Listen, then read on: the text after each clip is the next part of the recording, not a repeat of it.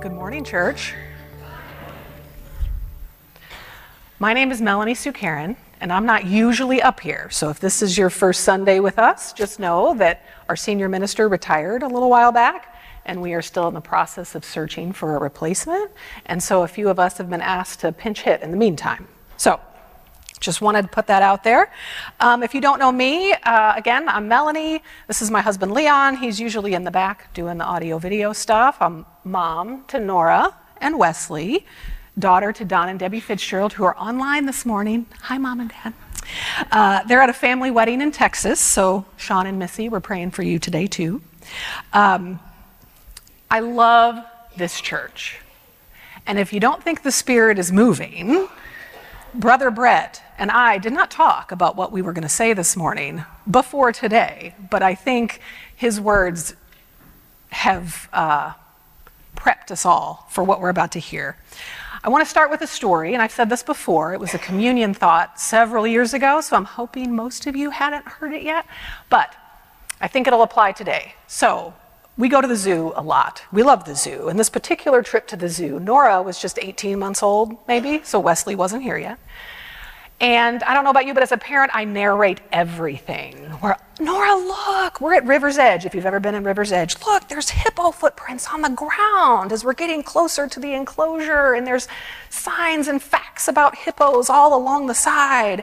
You start to hear hippo noises. There's even this like giant plastic hippo head that you can touch and feel and see the teeth, you know. So we're going through all this, and Leon and I can't wait until she turns the corner and sees the hippo. So here we go, we turn the corner, she squeals with delight at the fish. So if you've ever been to River's Edge and seen the hippos, you walk up to the tank and you can see, for an adult, the water is about eye level. So everything below is underwater. And there's all these fish in the tank with the hippo, and she is fascinated. She thinks this is the coolest thing. She's looking at the fish and ooh and ahhing at the fish. But as any good parents, we're trying to get her to see the hippo, the main attraction, this 3,000-pound wonder of the natural world. And she is still obsessed with these fish. It turns out the hippo was like up on the bank. We lifted her up to see the hippo. She's still looking at the fish. We left that day, and I'm nearly positive she did not see the hippo. But that didn't bother her at all. Her trip to the zoo was a success.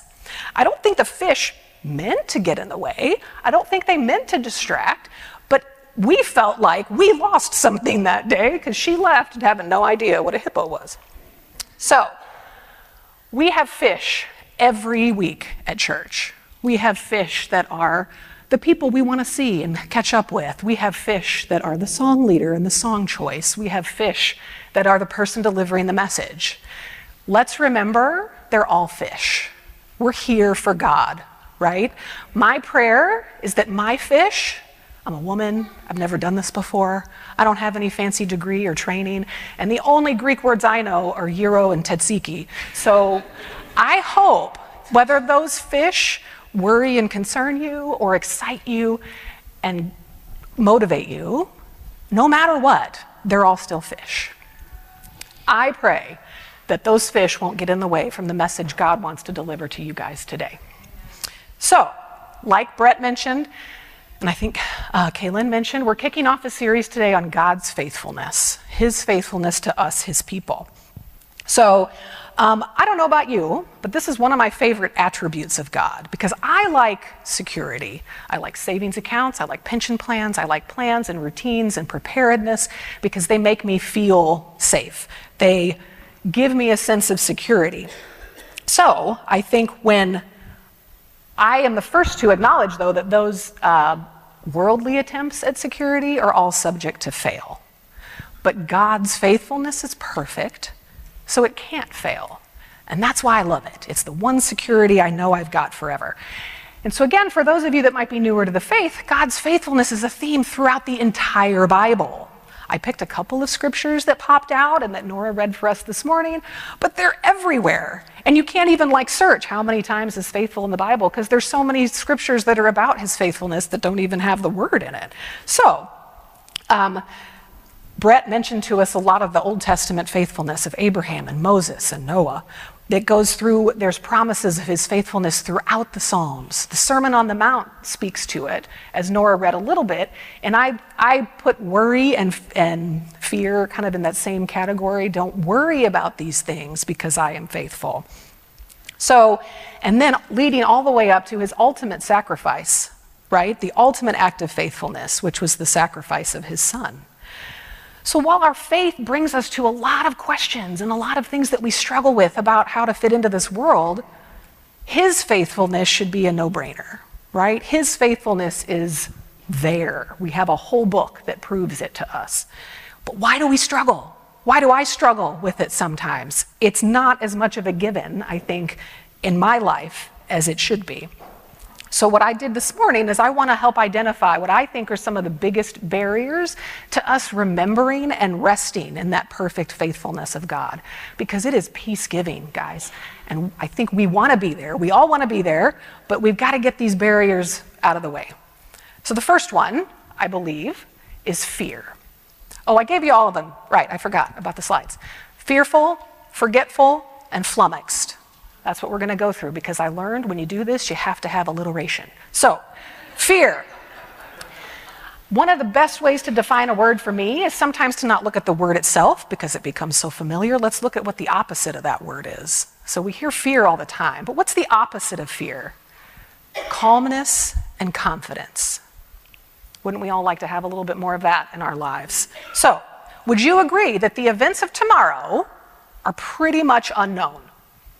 Anything can happen. I work at a hospital, so every day I look into the eyes of people whose today brought them something very unexpected. So for us to feel like we know what tomorrow's going to bring, probably not a good place to be. So I think it's easy to become overwhelmed or scared or discouraged by the changing circumstances around us and lose sight of him. A lost loved one, a looming diagnosis, an accident, a lost job, a broken relationship, all of these things that get in the way and cause us to fear, right? And we've been taught that to trust fully in something makes us vulnerable, right? If we're going to go into a relationship with a spouse or a friend, if we're truly going to trust into that person, we have to make ourselves vulnerable. And that's scary if we're talking about other humans. We're talking about God. God is perfect. He is not going to let us down. We can trust in him. So, the Bible, like we've talked about, is littered with passages about do not be afraid.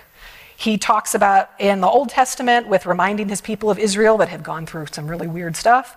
Do not be afraid. I will uphold you. In the New Testament, Jesus speaks to fear and worry in the Sermon on the Mount that we looked at. Like he's faithful to the flowers of the field and the birds of the air. How much more is he going to be faithful to us? And then Jesus in the New Testament reminds his disciples not to fear as he starts predicting the events surrounding his death. Do you think he's reminding them of this because he thinks they don't have reason to feel disrupted and nervous? No. It's because he sees the bigger picture. He has that perfect reliance on God's faithfulness. He knows it's there. So he's telling them, do not be afraid, because it's going to be okay. I have this hanging in our house, so if you'll put that up, and I love this because it reminds me, in my own way, of God's faithfulness. The only part I have a little issue with is the part that says when God pushes us to the edge. I don't know that it's always him. I think the world pushes us to the edge plenty all by itself. But when God pushes us to the edge, trust him fully, because you only have two things that can happen. Either he will catch you when you fall, or he will teach you how to fly. I believe that. Those choices do not include, when you're on the edge, fear or have peace in him. Fear's not in there. He is going to catch you when you fall, or he is going to teach you how to fly.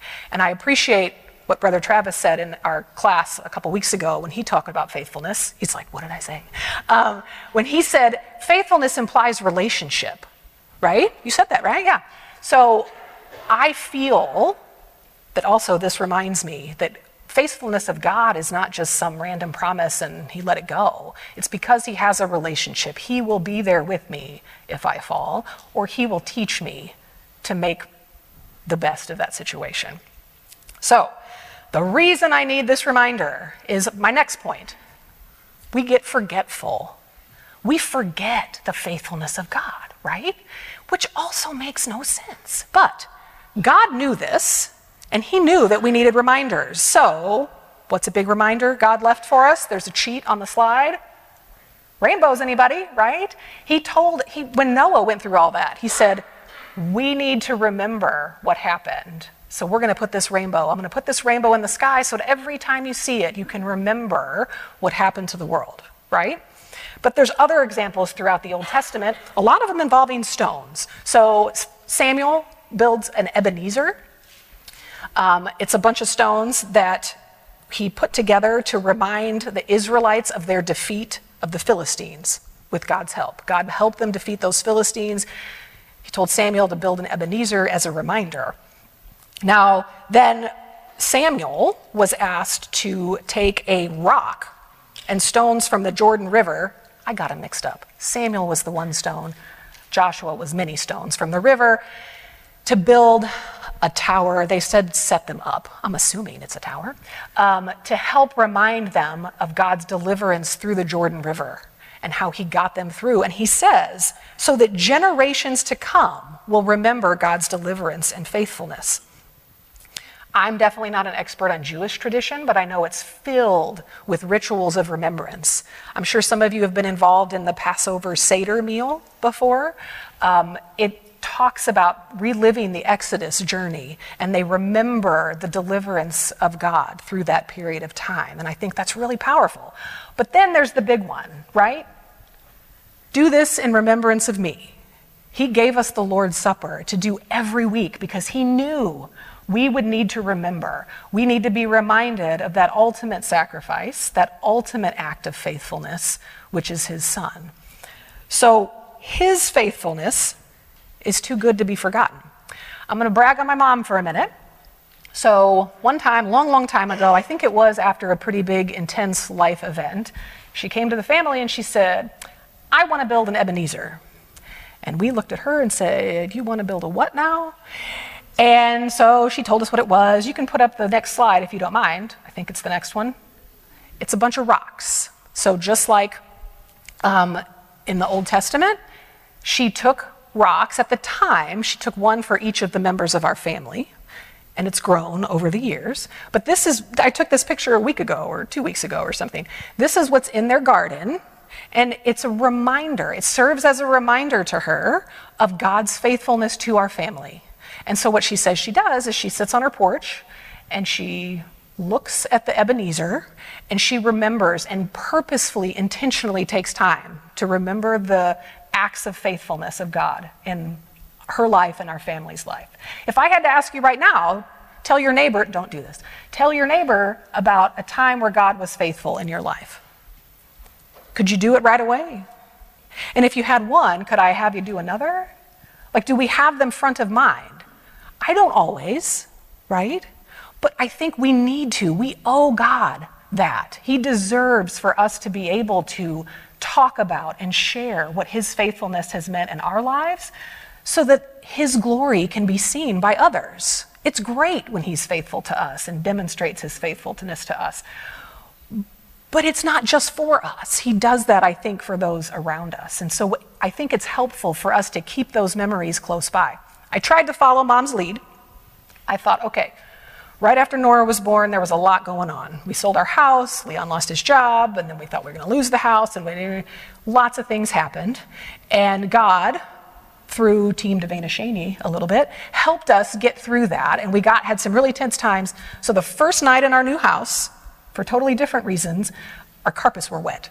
And we had to put all of our belongings in our kitchen and our garage. So here we are, the mattress is on the floor in the middle of the kitchen, and there's stuff all around us, and there's barely room to move. And as we're laying there, Nora, that's Nora, see her? See her in the little bed? That's her up there, 6 weeks old. She did not sleep there, that was just for a minute. She had her own little bassinet, but as we slept that night in the kitchen at the foot of the stove, I told Leon, I said, hon, I don't want to forget this. I don't want to forget all the details and all the nuances of God's faithfulness to us through this whole process, because it felt a little wild at the time. So I said, I got it. I think every year on April 19th, we are going to sleep in the kitchen. That's what we're going to do. And it felt like a really good idea at the time. I thought, the kids, when we grow, we know we're going to have more kids, we're going to make it a big thing. Like, we'll just get sleeping bags or air mattresses or something, and we'll sleep in the kitchen, and we'll be talking to the kids about how God was faithful and all this. It's going to be awesome. And I thought it was a really good idea. Fast forward to the next April 19th, and we have a 1-year-old, and we haven't slept. The kitchen conviction lost its fire, right? So we decided that didn't happen. Satan loves to help us forget. So let's not let him do it, okay? Find something. It shouldn't be sleeping in the kitchen. That didn't work out so well. But something, a reminder, an event, an anniversary, because I think that is what we need to help us remember, but it's our duty to help others remember as well. Because if I'm not feeling it in my life right now, maybe Kaz is feeling it in his life. And if he shares that with me, it helps me remember. So, next. We need to remember his faithfulness, because most of the time, what I think the biggest barrier typically is feeling a little flummoxed. And yes, that is a real word. Thank you very much. It means bewildered or perplexed or confused. And I needed it to start with an F. So I think one of the biggest barriers to us resting in God's faithfulness is kind of what Brett talked about this morning. It's our errant belief that his faithfulness is only displayed when we get what we ask for. It's like an equation, right? I ask, he gives me what I ask for, and that must equal God is faithful. I think it's more than that. I think that equation is incomplete. I don't know enough about math to figure out the better way to do the equation, but it goes something like this. We ask, God gives us what we ask for. Sometimes he doesn't. And he is faithful. Period. So, we have this full Bible full of proof of God's faithfulness. And just because we don't understand what it's doing in our life doesn't make it wrong. And guys, that's hard. That's why we've got to remember. We've got to remind ourselves that something is coming from this. So, when the circumstances around us don't make sense, we get confused, bewildered, flummoxed.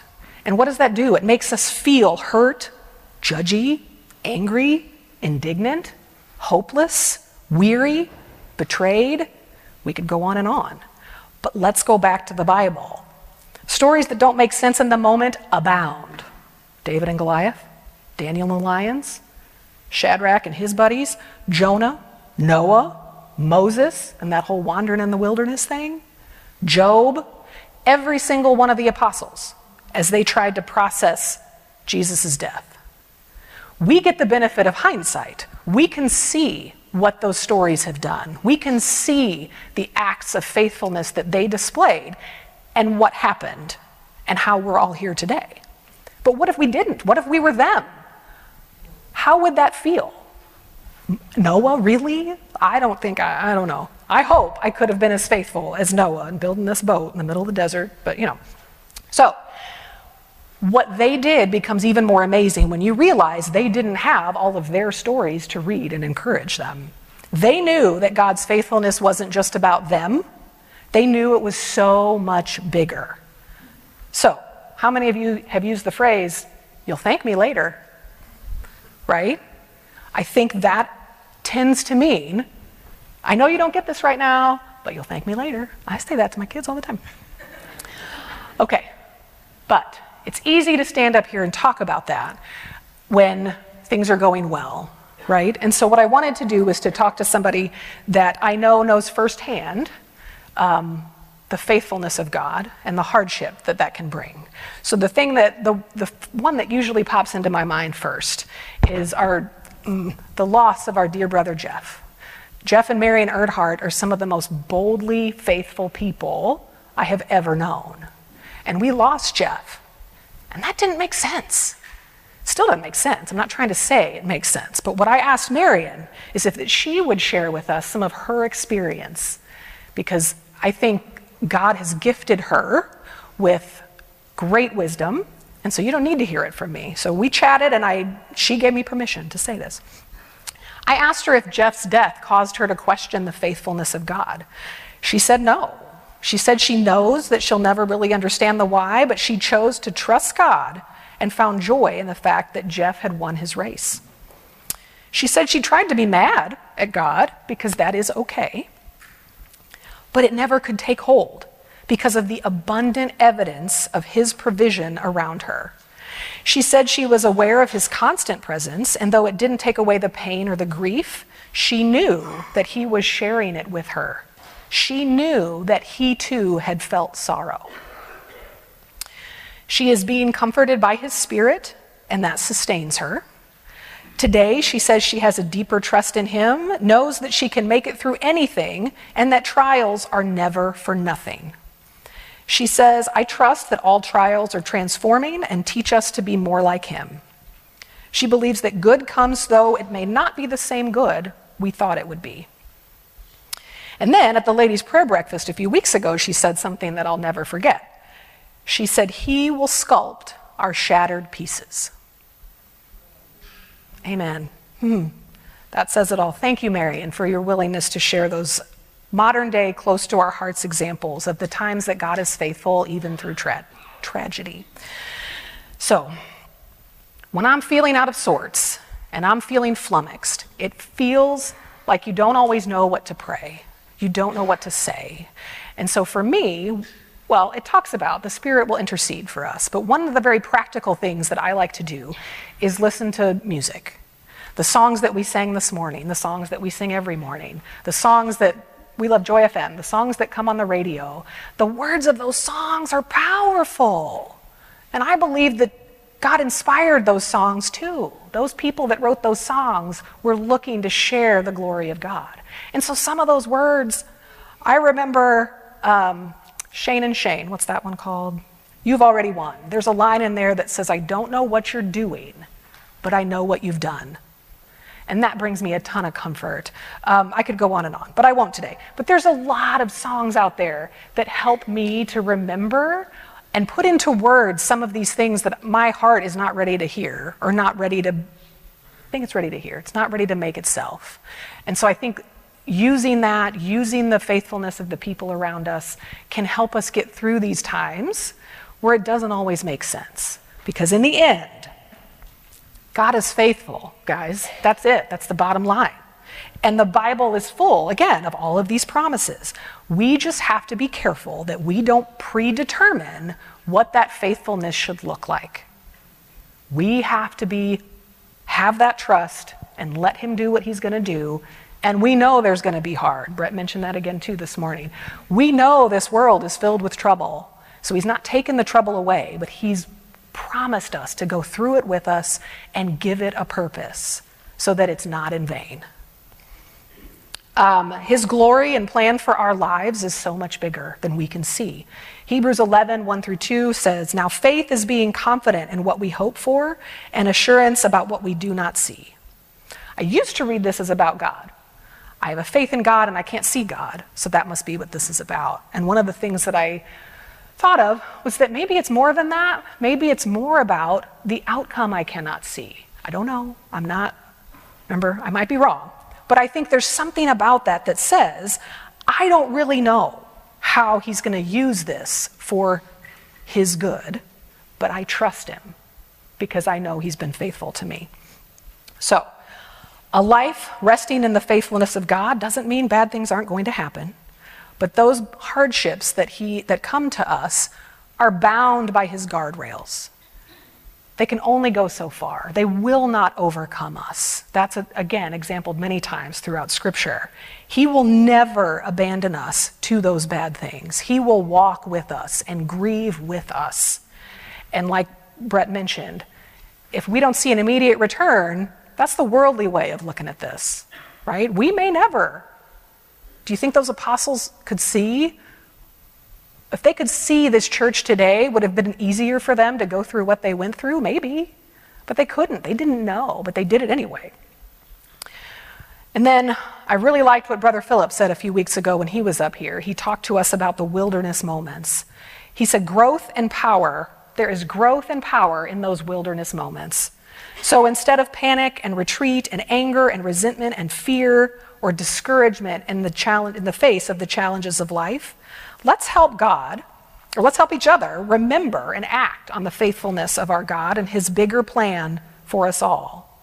Because I hope that we can all attest his plan is what we want, and his glory is what the world needs, and our remembrance is what he deserves. So there's one last story. I appreciate you hanging in there with me. Because I like stories. I like things that help remind me. So we went on a vacation this summer. And you know, sometimes God gives you this new perspective on things, I think. And so we went to the Grand Canyon. And it occurred to me that God did not make the Grand Canyon. It was the aliens. No, I'm kidding. I wanted to make sure you were still with me. I promised Wesley I'd use that joke. No. What I mean is, he didn't start there. 70 million many million years ago, it was this flat piece of ground with no holes or cracks. And then, a little bit later, I think I need a slide. Maybe. Years ago. Later. Try it one more time. 50 million years later. Right. 50 million years later, these two plates of the Earth crust, they crashed together and shot up the Rocky Mountains. So now we've got mountains, and when it rains, the water runs off those mountains, right? And it ran off the mountain into this plain, that the plain had also been brought up thousands of feet higher than what it used to be. So now we've got this high plain, and we've got these mountains, and the river is running off the mountains through this plain. 5 million years later. Look what we get. There we go. That's the Grand Canyon, folks. This is God's glory. Probably one of the biggest, most viewed natural wonders of the world was made over millions of years with this river knocking handfuls of sand and rock at a time out of this, what used to be this grand plateau. So bear with me as we personify rock and water for just a minute. If you were this plateau, and this river out of nowhere comes and starts knocking pieces of you downstream, does that feel good? It doesn't feel good. Nobody likes that. It's wet now and messy, and pieces of me are flying all over the place. Like, why? This doesn't make any sense. And that part of the plateau is not getting washed away. What's happening? This doesn't make any sense. But if those rocks and those pieces of the plateau that were washing away could have seen what we see today, would it have been a little easier? Would they have said, you know what, guys, this is totally worth it. Hang in there. Hang in there. I know we're doing something weird and doesn't make any sense, but it's going to be worth it. It's beautiful. So now, I'm going to tell you another one. So there is another canyon, and I actually liked it better. I mean, I love the Grand Canyon, but it's called Bryce Canyon in Utah. And it's a smaller, a little more intimate, and it's sculpted also over millions of years of freeze, thaw, refreeze. So it's in this perfect place, apparently, of altitude and geography, I don't know. And the rocks there have been eroded in a different way because of, again, stuff I don't understand. But over time, the freezing, thawing cycle created these spires of rock called hoodoos. And I think we have a picture of a hoodoo. It's a great word. You should try it sometime. So that is a few hoodoos, right? These tall, lumpy-looking rock things. And by themselves, they're kind of impressive. They look interesting. But when you zoom out just a little bit, this is what you get. I don't know if it looks good up there. Oh, yeah, it does. This is thousands of hoodoos all together, unique in their own way, but oddly uniform. If you look up there and you get real squinty, a lot of them look the same, even though they've been eroded by, it's fascinating to me. So, I think while it's pretty cool that it just looks beautiful, I looked at this like, okay, here we are. We're a group of people. We all have our own erosion story. We all have stories about how life has changed who we are, and hopefully how we've let God, because of his act and a promise of faithfulness, change what we look like and what our shape is. But I can't help but wonder if God looks at us and sees something like this. He sees us each beautifully unique and changed over time. And yet, when we come together with one purpose and one focus, we showcase his glory in ways that you cannot see if you are one hoodoo. Right? So as faithful people to our faithful God, we let him shape us in ways we don't always understand, because in the end, his glory is what matters. We can do the last one, please. So this is my prayer for us today. God, use us to make your masterpiece. We cannot see the bigger, more majestic picture, but remind us that you can. Great is your faithfulness.